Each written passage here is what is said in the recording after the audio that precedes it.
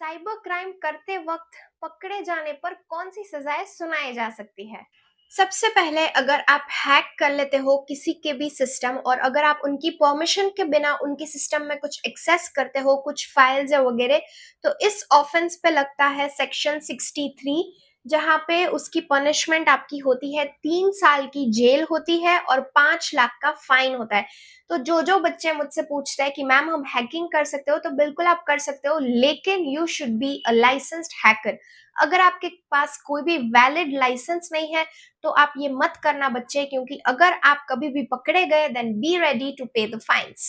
Secondly, it is identity theft और impersonation. Impersonation क्या है आप सबको पता है, जैसे अभी डिजिटल अरेस्ट स्कैम चल रहा है कि कोई इंसान किसी और की आइडेंटिटी चुराता है। फॉर एग्जाम्पल, मैं अगर पुलिस ऑफिसर बन के आप लोगों से बात करती हूँ देन दैट इज इम्पर्सोनेशन, या फिर कोई बैंक ऑफिसर बन के बात करती हूँ, तो जब आप ऐसा किसी से करते हैं और उनसे पैसे निकलवाने की कोशिश करते हैं तो आप पे लग सकता है सेक्शन 66C और सेक्शन 66D, जहां पे आपको 3 साल की जेल हो सकती है और 1 लाख तक का फाइन हो सकता है। अगर मैं आपको यहाँ पे बता रही हूँ कि 1 लाख तक का फाइन हो सकता है, तो इसका मतलब ये नहीं कि सिर्फ 1 ही लाख हो सकता है। Again it depends the intensity of the crime, आपने किस लेवल तक का क्राइम किया है। अगर इतना ज्यादा इम्पर्सोनेशन नहीं है, इतना ज्यादा चोरी नहीं है, तो हो सकता है 1 लाख में फिनिश हो जाए, लेकिन अगर उससे बड़ा है तो इससे बढ़ भी सकता है।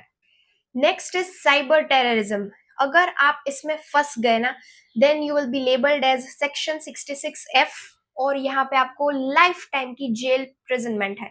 गाइज, एक चीज मैं आपको यहाँ पे बता दूं, लाइफ में कभी भी कुछ भी कितना भी हो जाए, कभी भी यहाँ तक मत आ जाना कि you fall for cyber terrorism, because as a nation India right now we have just witnessed कि साइबर टेररिज्म जब एक बार शुरू हो जाता है या फिर हमारे देश में हो रहा है, तो we know that where it is leading us.